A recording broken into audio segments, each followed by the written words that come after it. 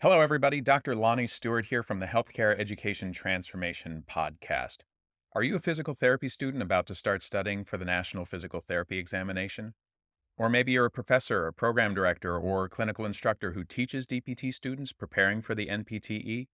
Either way, we would recommend checking out our sponsor, NPTE Final Frontier, and the community they've built around preparing for and succeeding on the NPTE.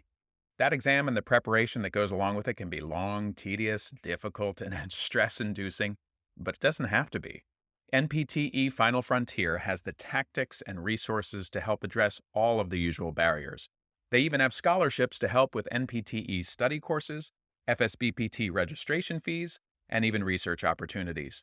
And if that's not enough, they're even donating to the very first annual HET Podcast Scholarship to be awarded at the end of every year. Go to npteff.com for all of the details and use code HET for 10% off all purchases. Links to both the NPTE Final Frontier and their scholarship options are available in the show notes. And now, let's get ready to learn. Hello, everybody, and welcome to another episode of the Healthcare Education Transformation Podcast. I'm your host, Dr. F. Scott Feil, and I've got with me two very special guests today who just recently presented at CSM on the exact topic we will be talking about today, Dr. Christine Cabelka and Dr. Carina Siracusa. Ladies, thanks so much for joining us. Thanks for coming on to talk about the differences between DPT, EDD, DocSci, PsyD, PhD, all the Ds, all the degrees that are out there, and what we can do to kind of clarify what they are and what people can do if they're interested in learning more about them. So I guess let's do this. Christine, let's start with you. If you wouldn't mind just telling us a little bit about your academic background and how it's led you to where you are today. Yeah, so my academic background, I actually have a master's in physical therapy. And as I was thinking about getting into academia, knew that I either needed to go back to school for a transitional doctorate or some other higher ed degree. And that led me to, honestly, I didn't even think about EDD at the time when I was going into it. I was like, I don't know what this DSci thing is. That seems weird. And so went the PhD route. I actually have a PhD in rehabilitation science, and all of my research as part of my degree was done in a basic physiology lab. So kind of a complete departure from clinic work. But as a women's health practitioner, a pelvic health practitioner, was really struggling to find programs that offered that advanced degree and were doing pelvic health related research. And so had to kind of search around a little bit and ended up in a lab where my advisor was doing muscle physiology research in ovarian hormones and how hormones and lack thereof impact skeletal muscle function. And I was like, well, that's PT related. I can make that work and translate that. And also then had the advantage of being at a university with a DPT program where I could get teaching experience. So I could work as a TA in the DPT program as part of my PhD education, could then get a teaching practicum with that instructional design component. So objective writing, how do you build a course? Those are kinds of things that you don't get in a lot of other programs. And so that was super attractive. And that kind of led me to pick that program once they accepted me. And then graduated in 2018 and started in academia and went from all in person to all online to some weird something in between. And then kind of are back to where we are with a little more of that traditional face-to-face model. So that's kind of been my academic journey. Awesome. Well, Carina, let's hear your story and your journey.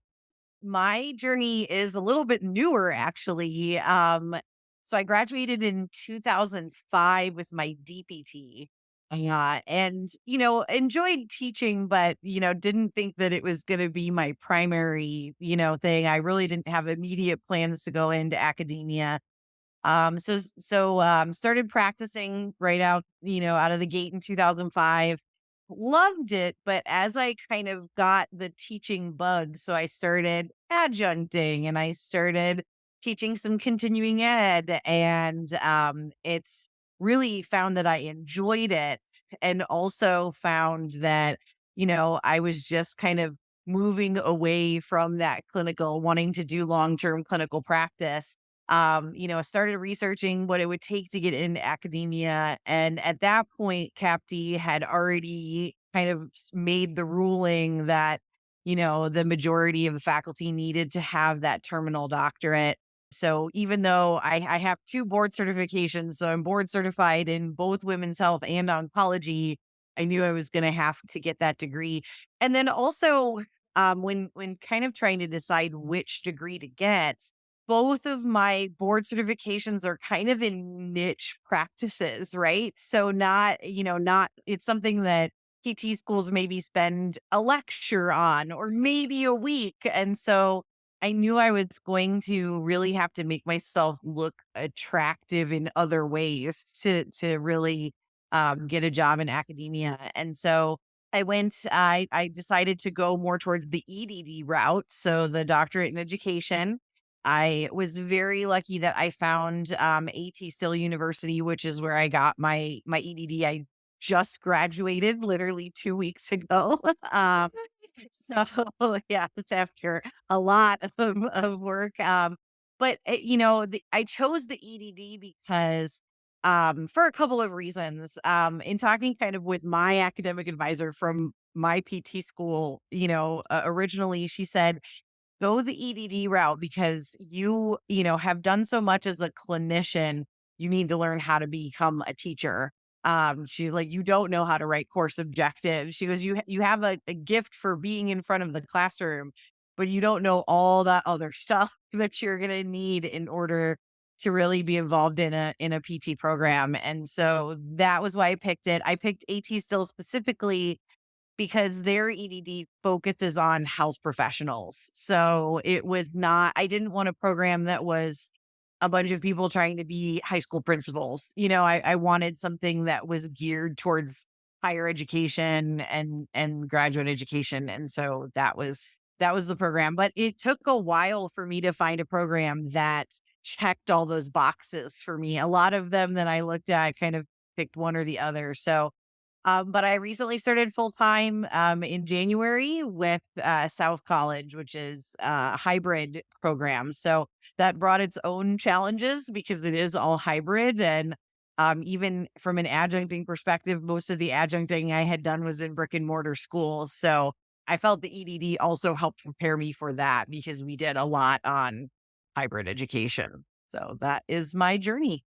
Yeah, I have a very similar journey. I, started as an English major, got my B in English, then I did the master's program of PT of physical therapy at East Carolina. Then they offered the transitional DPT. I started it, couldn't finish it. The window of opportunity closed. I had some family health issues that went on. I lost my dad. And luckily, St. Augustine accepted some of the credits from the transitional doctorate. So I was able to transfer some over. So I finished the transitional doctorate there. While I was at St. Augustine, the head of the EDD said, "Hey, would you be interested in teaching ever?" And I said, "No, not really. My dad was an English teacher for many years, sat in on his classes. I want no part of that. Those kids are jerks." And he was like, "Well, professional education's a little different. They're paying to be there. They have to learn your stuff. Like these are adults, right? Mature adults." I use mature in air quotes sometimes, but and so I get it, right? And I was like, maybe it is a good idea. When I retire, I could go, some community college down by a beach town and maybe teach a class or two. That's what I'll use it for, right? When my hands give out, my back goes out, my knees give out, I can teach, right? When I retire. Well, then 2018, I graduate and I go right back into clinical because the dissertation burnt me out. And then 2020 hits and, COVID hits and I didn't really want to do clinical anymore. And luckily, a job opened up at St. Augustine in their flex program here in Austin.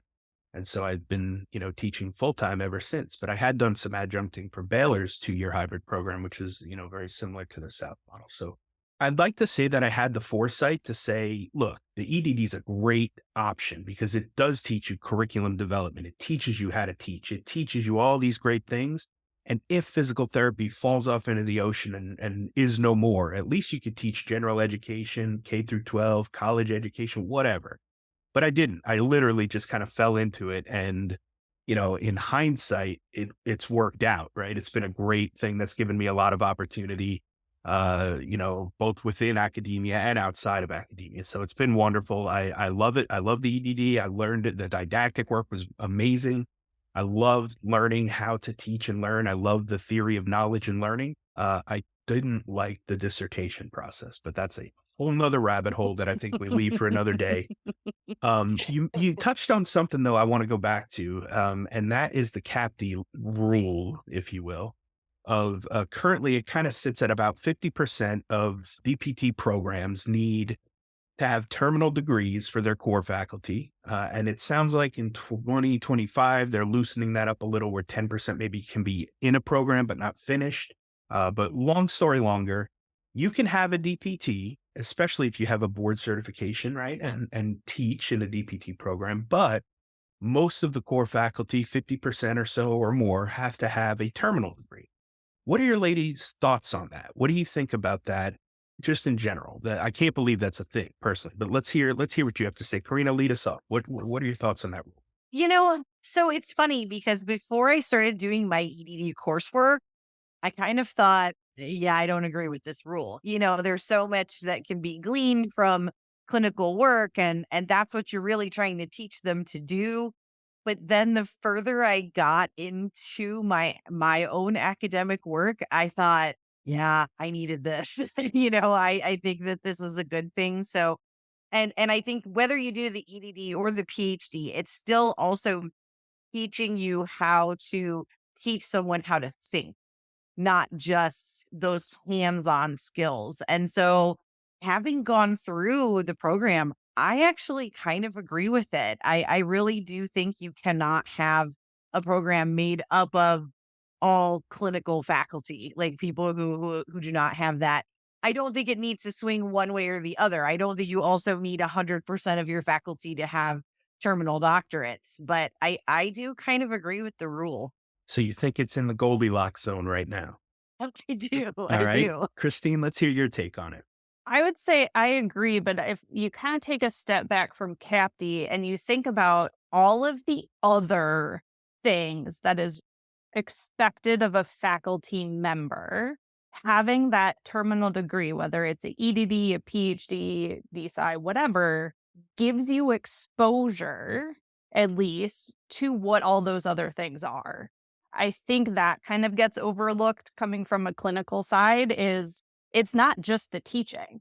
My workload is only, and I say only because I'm in a small liberal arts college that is teaching is the job, right? Is only 80% of my job. The remainder of my job is research because that's the CAPTE expectation as well. It's committee work, whether that's within my own department or within the larger college university. It's student advising. It's, oh God, I don't know, all of the other things that we Yeah. do, right? If you are not prepared for that, that's where you're going to drown, right? In addition to the teaching component and being like, how do I write objectives? How do I get what's in my head clinically out of my mouth in a way that makes sense for the students, right? Because like Karina said, it's not just the psychomotor hands-on skills, it's all of the other pieces behind deciding to do that skill and when that skill is appropriate or not. If you don't have that valence of faculty who understand all those other things that can mentor now your clinical focused faculty or faculty coming in without that terminal degree, you're going to kind of flounder. I'll play devil's advocate just a little bit here, but my workload is 50% teaching, and then the other 50% is divided up amongst research, service to the community and university, and student mentoring. So service part is sitting on boards and committees and doing all those things to, benefit the university. And then, like you said, student mentoring, right? So I always say this, it was a huge career change going from clinical to academia. I did not realize, I thought I just knew the stuff. I could just teach it, right? Like I just know it. I can do that, right? But it is a huge career change. There's a lot of things that go into academia that you just don't know about until you get into it, right? And maybe you do. If you've done your research and you know somebody and you've talked to them, and they've guided you or mentored you, that might help. I kind of went into it a little bit more on the blind side and was like, whoa, I thought I was just going to show up and teach. This is a lot. So my devil's advocate part of all this is that I've seen PhDs who are terrible teachers, and I've seen DPTs who are amazing teachers. Now, the PhDs are phenomenal researchers, and they get tons of, cited works and just great research out there, and they're really good at what they do. But that's their focus, and that's where they want to specialize, and that's what they want to do. Whereas the DPT knows not a lot about research and maybe doesn't have the publications, et cetera, et cetera. But man, they're really good at teaching and they love what they do and they love bringing the clinic into the classroom and vice versa. So, I can see both ends of the spectrum there. And again, maybe it is in the Goldilocks zone and 50% is the right number. I just know that I'm a little concerned about the future with all these new programs expanding and not a whole lot of options to go from DPT to terminal degree. Are we going to be able to fulfill all these spots that are going to be opening up? I guess to be determined, but we'll see. And I think that's where I think maybe that's where some effort needs to be focused at looking at how do we make it a little bit easier for transitioning into academia and have more it just like we're opening up all these PT programs. Maybe we need to open up some more PhD, PT focused programs or EDD or DSci or all of that kind of stuff to help mentor people and get people into that. And then also just introduce it as an option to PT students as well. I mean, I know like graduating from PT school, I was like, no, I don't want to do any, I don't Yeah. want to be in Mhm. school. But I think not necessarily to say, oh, just go right out of school, but also just to say like, Yeah. hey, if academia might be your focus, here's what you want to think about in 5 years after practicing for a little while. Yeah, and that's the tough part is that I don't think they should go into it right out of school because you haven't had any clinical practice. You haven't gotten your hands Right. dirty yet. You haven't treated patients. Right. Like it doesn't make sense to go from a DPT right into a terminal degree. But then what do we do in the meantime to kind of remind them and be like, hey, this is still an option. There's things you can do in the meantime to get ready and prepared for when you do want to do that. It's like it's super hard to bridge that gap, I think. So yeah, I think we need to make them aware that, hey, just so you know, if you do want to teach eventually, here's a bunch of cool things you should start looking into, right? So that 4 or 5 years down the line, when you're ready to think about this, here's some, resources and things you can do in the meantime. So that's a really good point, I think. Well, I'd like to kind of talk next about the PhD. Let's start Mhm. there. Okay. Christine, I'll let you take this one. What is a PhD? What are some of the pros and cons? What does it look like as a terminal degree? Yeah. So a PhD is, Doctor of Philosophy. So I would say kind of historically has been that terminal degree for any number of disciplines, right? So you can have a PhD in chemistry, you can have a PhD in biology, right? So it's not a unique necessarily degree. The one thing I would say that kind of is really different about it is heavily research focused. The kind of PhD model currently is you go do a PhD, you do a postdoc, you apply for grants, you now get a teaching position and you're pumping out a ton of research and now you're training the next PhD people behind you. So it's just kind of the circular kind of feeding into one another revolving door of PhD people, right? In that discipline. That's kind of the big thing. That's the goal.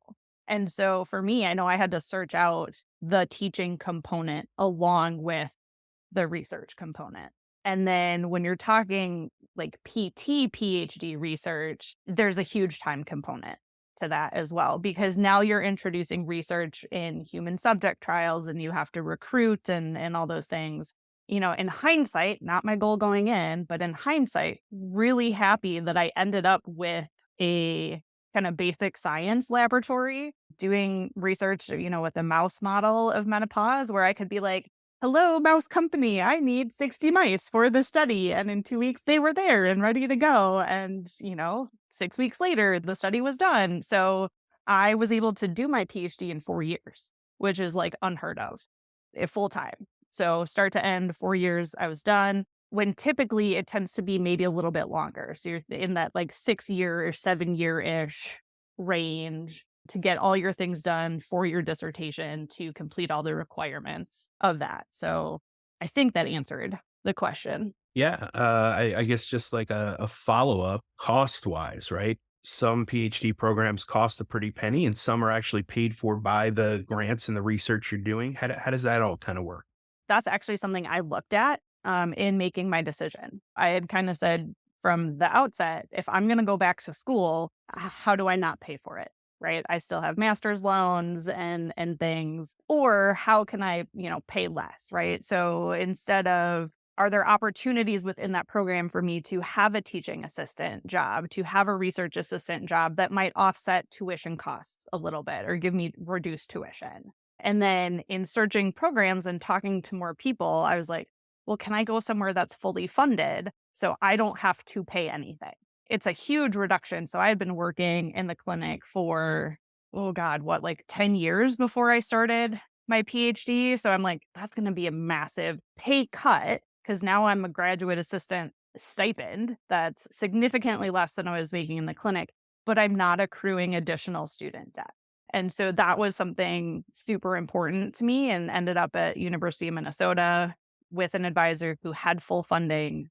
So I did not have to pay additional, but it is something to consider in the programs and ask the questions because I looked at a couple other programs that were newer principal investigators or newer to training PhDs. So couldn't guarantee that they would have grant funding for the whole time I was there with the program. So Yeah, the last thing DPT students want to hear is that, oh, you need to take on more debt. And now for a quick shout out to our newest sponsor, Varela Financial. If you're a physical therapist and you have student loan debt, you got to talk to these guys. What makes them unique is that they view financial planning like running hurdles on a track. And for PTs, the first hurdle many of us run into is student loan debt. Varela Financial will help you get over that hurdle. They not only take the time to explain to you which plans you individually qualify for and how those plans work, but they also take the time to show you what your individual case looks like, mapped out within each option. So, if you're looking for help on your student loan debt or any area of personal finances, we recommend working with them. I use Varela Financial personally, and they were able to help me lower my student loan repayment from about $1,800 a month down to about $135 per month simply by finding the right repayment plan that best fit me, my family, and our life goals. You can check them out at varelafinancial.com. Link is in the show notes if you need it for reference, and tell them the HET podcast crew sent you. And now back to the show. Well, Carina, let's go to you next and let's talk about my bias and my favorite of the terminal degrees, the EDD, the educational doctorate. Talk to us a little bit about what that is and what that looks like, some pros and cons. Give us the ins and outs. So, the educational doctorate is, as Christine said, the PhD is kind of, obviously you can get a PhD in anything. Educational doctorate, you're looking at education specifically. There are lots of different avenues for the EDD though. So there, are more general EDDs. There are EDDs that are focused for elementary education and post-secondary and graduate level education. And so you do have to look at that and narrow that down. If you just Google EDD, you're going to come up with a lot of options that as a physical therapist probably would not be right for you. But it is teaching you how to teach. It's teaching you how to do all of like the kind of grunt work that Christine was talking about as far as creating a syllabus and here's how to create a rubric and here's how to, grade appropriately and make sure your assessment is matching what you're trying to teach.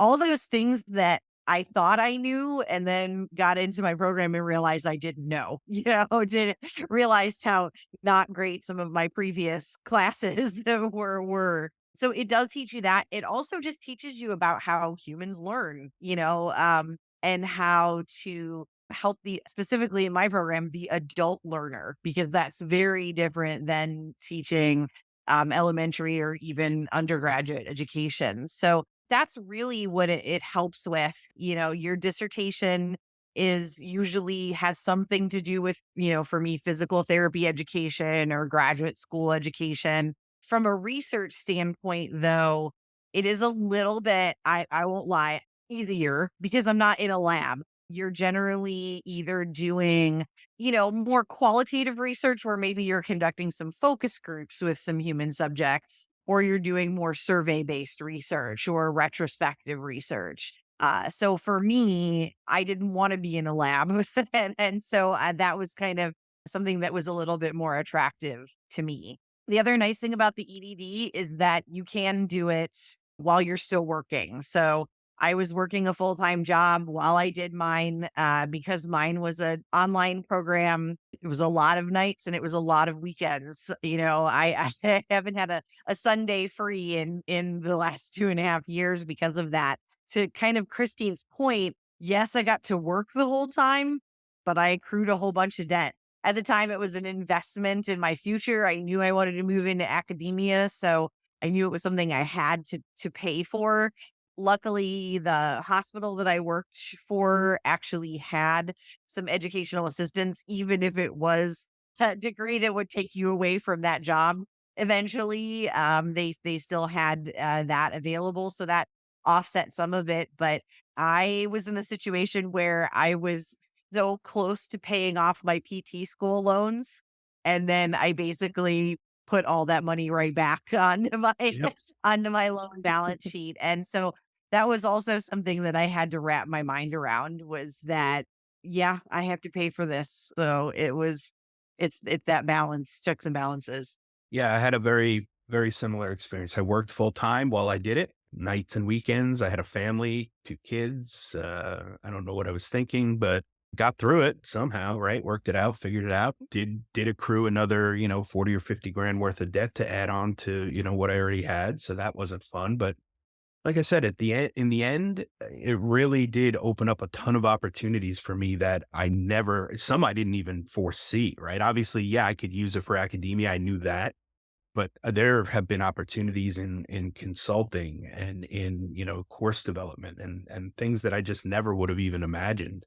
It makes more sense to me now that there is a nice combo of PhDs and researchers and educational doctorates in a program because they can help with different aspects and areas, and for me, I'm just starting to get into educational research. So that's going to be interesting to say the least. I don't know enough about it to really, say one way or the other what I feel about it, but I think that, I'm going to need help. I know that. And I know I can lean on my PhD folks to help me get through a study, and I can lean on the EDD folks to help with curriculum development and, like you said, rubrics and how to teach and like how to transfer the knowledge. So it's a nice combination now that I see it in the programs. Let's have both of you then talk to a little bit the doc sci, the sci B or the DSC, or, as it's called. But what is that all about? What does that degree look like? Either one of you can touch this one. I don't know enough about it to even give us a lead off here.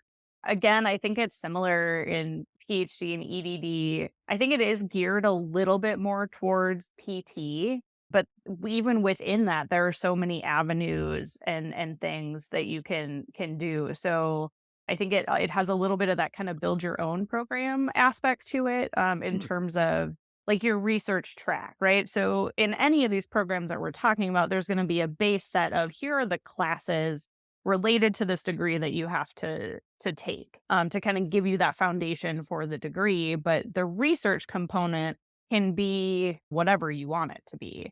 So there's nice flexibility, at least in the EDD and the DSci. I would say less so. You don't have that flexibility in the PhD. You're a little bit like pick your advisor correctly up front and make sure you want to do what they do. But there's a little bit more of that flexibility in being able to really explore and research topics that you're passionate or really interested in. And that's kind of maybe what I know. Karina, you might know a little bit more than I do. So Yeah, so the AT Still where I went has also a DSC program, and I have a friend that is in it now, and she was really interested in health policy and administration within the physical therapy realm, and so was able to do her DSC in that area. And she wants to get into academia as well, but really wanted to be able to teach to that, teach to health policy and administration. She really values advocacy with students. And so she felt like that was going to be the best way. And also, she's working full time as a clinician while she's doing it, giving her the ability to do some administrative work within the hospital system. So it's applicable to kind of both of the avenues that she's pursuing, trying to it's helpful now, while she's still a clinician, but at the same time, it's going to help her in the future.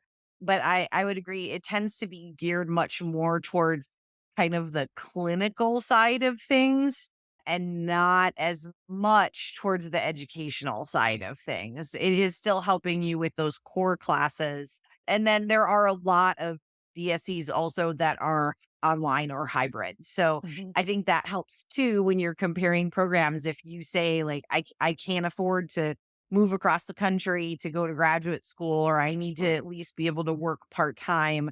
I think the DSE is another one of those programs that would allow you to do that.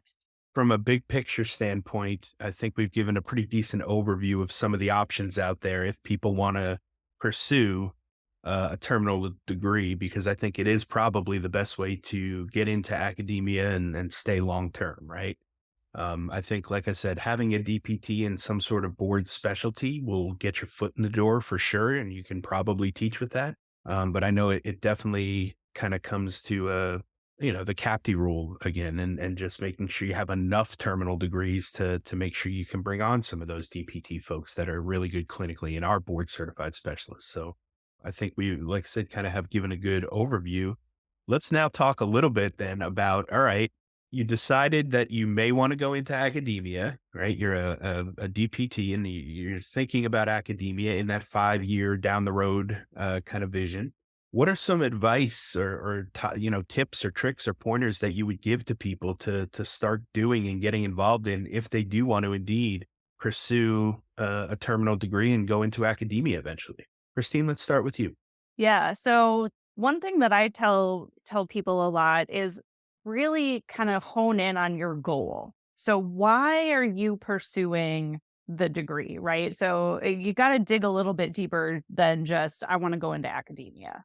Or even if you're that DPT and you're adjuncting, right? And you're like, I really want to look at this as full-time work. What is your end goal with getting the degree? Because that will help you narrow down which one maybe you should explore a little bit more. And then kind of factoring in all the things that we've kind of touched on a little bit already, right? Like, are you going to pick up and move? Are you going to stop working full time? I mean, that's what I did. I moved halfway across the country. I stopped working full time so I could do it and be done, right? That was kind of the other impetus to not doing it part time is do it, be done with it, get the skills, experience that I need, and kind of move into other things. So what's your end goal? If you're thinking PhD route sounds attractive for whatever reason, being able to figure out sometimes too, I maybe don't 100% love the particular line of research that my potential advisor is doing, but I can gain skills in that environment that are going to serve me later. Kind of a good example would be maybe they're doing biomechanics research in shoulder. You can take all of that biomechanics knowledge and now apply it to whatever other body part that you might be super interested in down the road, right? But you have that basic understanding of how to do that type of research. So that may also be something to think about. And that's what I did. I don't run a lab. And I'm not doing mouse research anymore. Completely not anything related to my PhD is my line of research right now. But I had the basic understanding of how to conduct a research study. I'm getting back into clinical research now as a kind of a consultant as well. So that's kind of, again, opening other doors based on that skill set. So I think if you're factoring in what's my end goal, how can I position myself for learning research skill because I know that's going to be a part of academia, and what am I able to do as far as finances and moving and all those pieces have to. You might not know exactly in 5 years where you're going to be, but you may have a pretty good idea already of that's an option or that's a hard no. Yeah, that makes a lot of sense. Karina, how about you? What are your tips for people interested? Yeah, I mean, I think getting as much experience is important. I think it is very different doing a 1 hour lecture versus standing up in front of a class for 2 or 3 hours. So I think getting to see that and also trying to see what you can do outside of the area of specialty that you're currently practicing in, because ortho and neuro are kind of, those building blocks. But if you're doing primarily pelvic health, you're not going to be able to go do a program, go teach for a program and just do pelvic health. You're going to have to learn how to teach neuro or basic, clinical skills or things like that. So don't just adjunct and do the things that you feel you're already an expert in. I started adjuncting in certain things where it was completely out of my comfort zone because that really helped me get back into the literature, look at the textbooks again, and see, is this something that I want to do? Because you're always going to have to keep going back to literature and reading those types of things as an instructor. You're not going to be able to just rely on your experiential knowledge. All of us went to PT school a while ago. So, there's been lots of updates even from when we went to PT school. And so you have to relearn a lot of things that you thought you knew.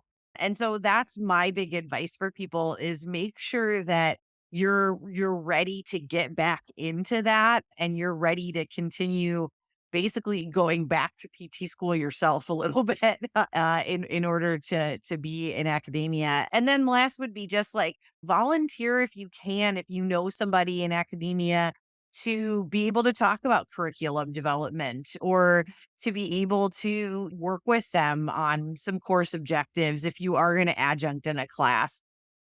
Ask to be able to do some of those skills that Christine talked about at the beginning that are the things that hit you in the face as a first time faculty member that, oh, not only do I have to develop all this, I also have to learn how to use Canvas and go to a faculty meeting and be on this committee or serve on faculty senate or whatever you're doing. Because that's the stuff that I think also will make you more of an attractive candidate when you're interviewing, that you can say you have experience in that. Yeah, I love that. Those are great takeaways. Well, ladies, thank you so much for taking the time and for coming on to educate our audience in all things terminal degree land. We ask all of our guests this one final question. And that question is, if you could change one aspect of higher education, whether it be DPT or otherwise, what aspect would you change and how would you change it? So I think we're seeing some of this already, but I would love to see more flexibility.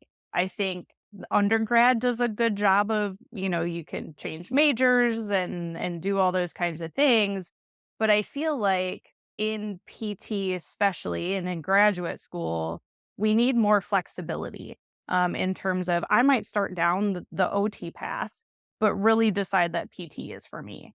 Or PT really sparked my interest in diagnostic imaging or pharmacology or some of these other things. Maybe I'm going to go do radiology or a nursing thing. And I feel like we're doing a disservice by saying you now have to start over your career path. Right. And so I think there are opportunities for flexibility and overlap, or maybe it's not PT PhD programs, maybe it's PT MBA programs where we're now teaching you how to run a business and things like that. So I think there's lots of great collaborations that can come out of being more flexible in how we're delivering content or, who's teaching what things and that kind of stuff.